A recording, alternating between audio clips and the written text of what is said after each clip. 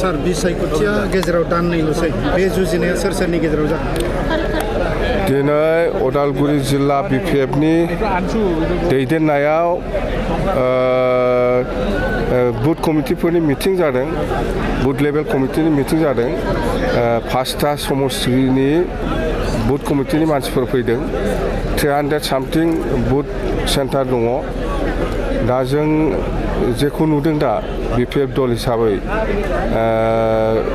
एबार दासिमाव माने बिपिएफआनो 1 नाम्बाराव दङ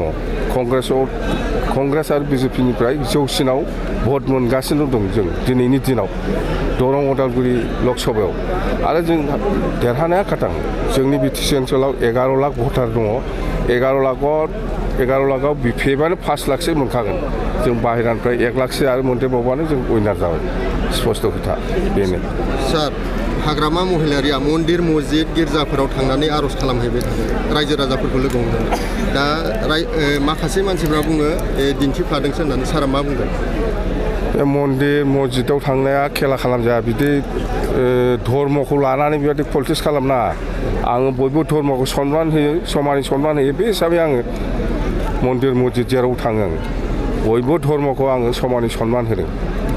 सार फाइटिंआ सोर सोरनि गेजेराव जागोन जोंनि जुजिनायाथ' दरं उदालगुरि लकसभायाव बिजेपि कंग्रेस आरो बिपिएफ तिनिखनिया फाइटिं जागोन तिनिखनिया फाइटिं आरो दिनैनि दिनाव पजिसना बिपिएफनानो 1 नाम्बार बिपिएफआ देरहागासिनो दं देरहायोब्ला सार माबे बिथिङाव बांसिन खामानि मावो देरहायोब्ला माने माबे बिथिं माने एमपि जोंना केबिनेट मन्थ्रि सासे लाहैगोनब्रा 2 एमपि जागोन नालाय केबिनेट मन्थ्रि मोनोब्ला जों मोजां डिपार्टमेन्ट लागोन बिटिसिनि थाखाय बांसिन जों खामानि मावो बास बेनो